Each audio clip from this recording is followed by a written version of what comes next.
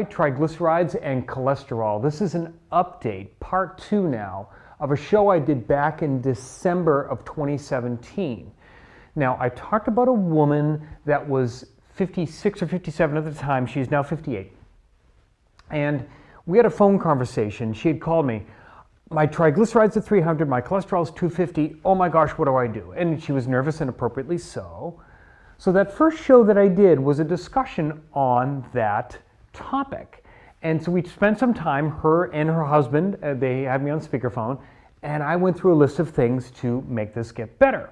So here's a quick review, and then I'm going to bring you up to date. Here's a list of things that we talked about. The first thing was water, and we talked about getting enough water in. And of course, I've done shows on water. Second, we talked about clean eating. Clean eating, and I suggested eating the cleanest diet that you can tolerate and stick with. Doesn't have to be perfect all the time, but the one we can do as clean as you can most of the time. Third was exercise, right? Now I said this is important. I said, do not exercise every day. Absolutely not. That's way too strict. Don't exercise every day. Only exercise on the days that you eat. She thought that was great. Okay. Number 4 was stress. We talked about chronic stress. I knew she had chronic stress. She has a challenging adult lifestyle. Lots of things coming at her. She's a lot of balls in the air, got the weight of the world on her shoulders. Sound familiar? So we talked about reducing the chronic stress. Sleep was the 5th thing that we had talked about, getting enough and regular sleep as best you can. And then we talked about number 6 is taking care of your spine and nervous system with wellness chiropractic care, not just coming in when your back and neck are broken, but actually coming in to optimize the function of your spine and your nervous system, which controls blood flow and organs and everything else.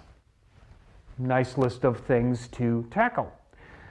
So she's been a patient for a while. We've been talking about this. So I just talked to her last week and then again today before doing the show. And she emailed me her updated blood work. So again, she had triglycerides 300, total cholesterol 250.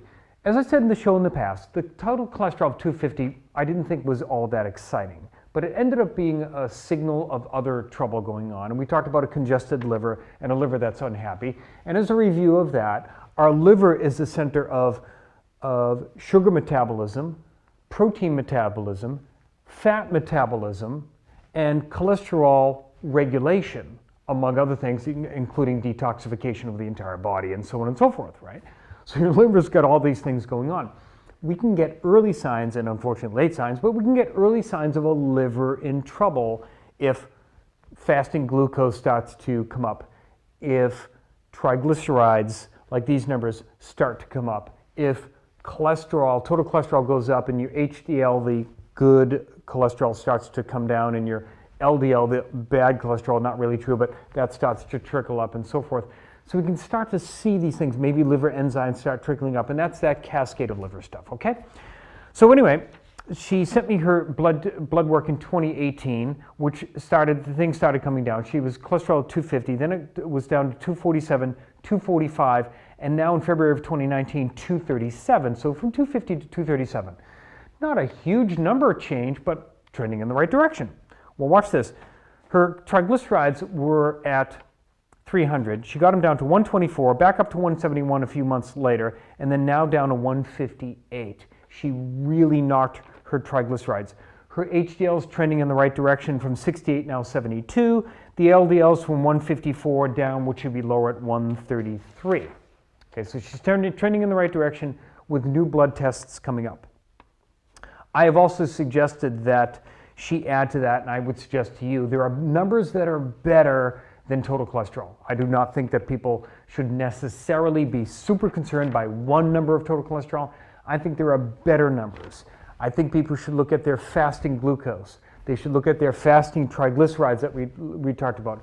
We should look at our fasting insulin. We should look at HbA1c. We should look at inflammatory markers like CRP and some others. Those numbers, I think, are more indicative of what's going on with your system than just looking at total cholesterol. Okay, so now these numbers are much better. The triglycerides were at 300 and now they're at 158. I said, what have you been doing?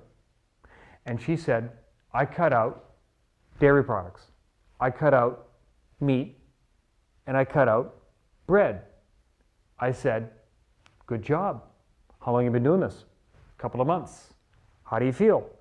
Really good. How's your sleep? Great. How's your skin? Great. How is your energy level? Great. How are your irritating arthritic knees?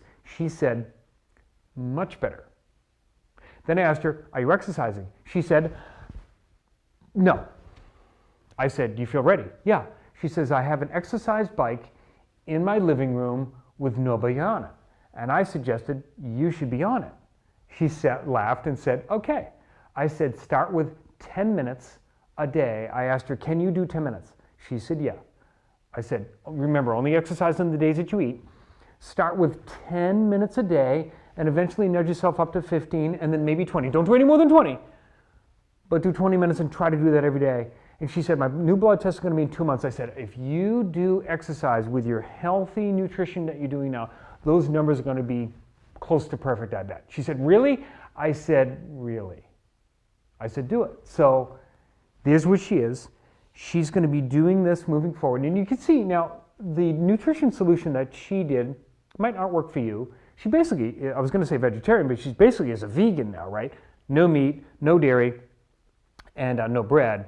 I don't know with the meat whether that means she's doing a little bit of chicken, poultry, whatever, maybe some eggs. So you can do that certainly if you're fine with that, but always do organic, always do range-fed, no antibiotics and all that kind of stuff if you're going to do the egg thing or the chicken thing.